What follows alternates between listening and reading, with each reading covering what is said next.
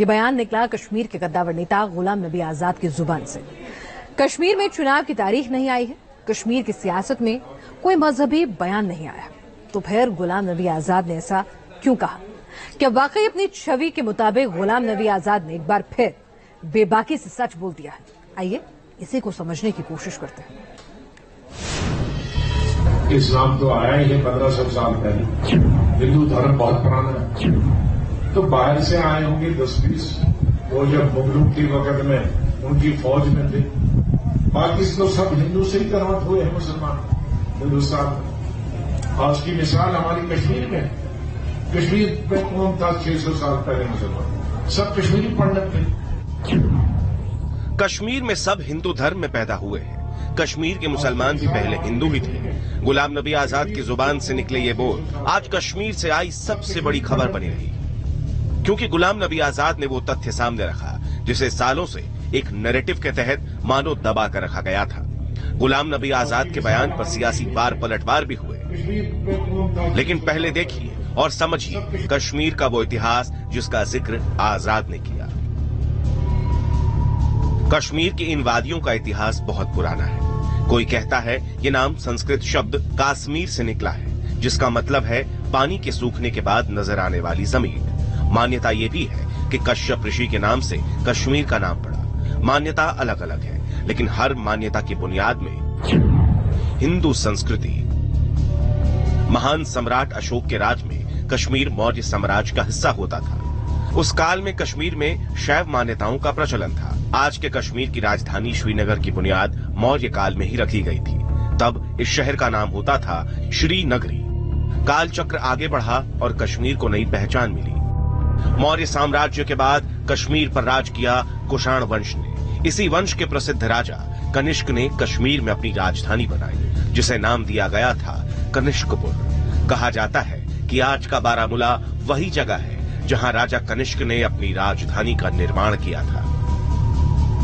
कुषाण वंश के बाद करकोटा साम्राज्य आया, जिसके महान सम्राट ललितादित्य ने कश्मीर को एक नई ऊंचाई तक पहुंचाया। इस समय तक कश्मीर न सिर्फ व्यापार बल्कि आध्यात्म और शिक्षा का भी बड़ा केंद्र बन चुका है। सिर्फ राजवंश ही नहीं, कश्मीर से हिंदू मान्यताओं के कई बड़े प्रतीक, कई बड़ी घटनाएं जुड़ी हैं। कश्मीर में हिंदू आध्यात्म को नए शिखर पर ले गए थे आदि शंकराचार्य। उनकी कश्मीर यात्रा के दौरान कई मंदिर और शिक्षा केंद्र बने, जिसमें एक थी शारदा पीठ। कश्मीर के मार्तंडेय मंदिर में भी आदि शंकराचार्य ने धार्मिक क्रियाओं में हिस्सा लिया था। अनंतनाग के पास विचारनाग मंदिर का जिक्र तो प्रसिद्ध कवि कल्हण ने अपने महाकाव्य राजत रंगिनी में किया था। कल्हण खुद एक कश्मीरी पंडित थे, जिन्होंने 11वीं शताब्दी में कश्मीर के समाज और परंपराओं को लेकर संस्कृत में यह काव्य लिखा था। महान विद्वान वासुगुप्त के कश्मीर में लिखे गए शिव सूत्र भी कश्मीर और हिंदू धर्म के संबंध के सबूत हैं। 14वीं शताब्दी के दौरान कश्मीर में सूफी दरवेशों का आना शुरू हुआ और इसी दौरान कश्मीर ने पहला मुस्लिम सुल्तान भी देखा, जिसका नाम था शाह मीर, और इसने ही शाहमीरी राजवंश की नींव रखी थी। यही वो काल था जब कश्मीरी पंडितों ने इस्लाम कबूलना शुरू किया। बाद में मुगलिया सल्तनत के दौरान भी कश्मीरी पंडितों का धर्म परिवर्तन किया गया। भले ही शाहमीरी और मुगलिया सल्तनत ने कश्मीर में इस्लाम को फैलाया, लेकिन ललदेव यानी लल्लेश्वर, रूपा भवानी और लक्ष्मण जैसे हिंदू रहस्यवाद के दार्शनिक आज भी कश्मीर में पढ़े जाते हैं, आज भी कश्मीर की जिंदगी का हिस्सा है।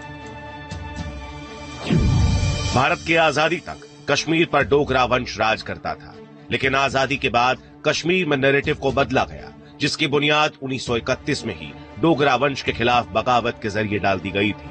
डोगरा राज की मुखालफत के लिए हिंदू और मुसलमानों के बीच नफरत पैदा की गई।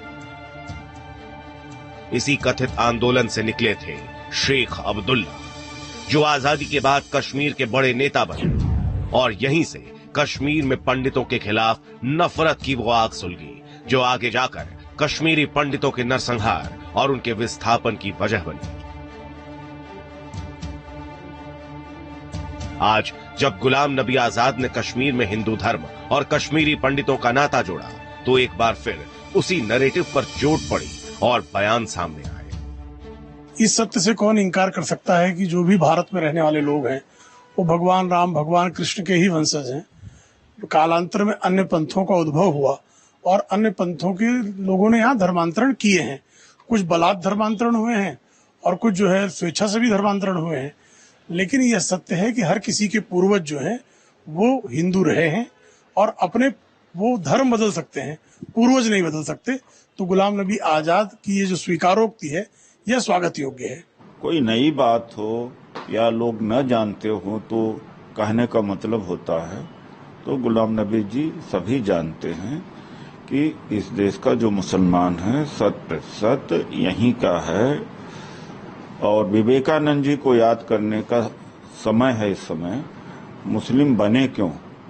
विवेकानंद जी ने सही बात कही थी कि इसलिए बने थे कि जातिवाद से लोग त्रस्त थे।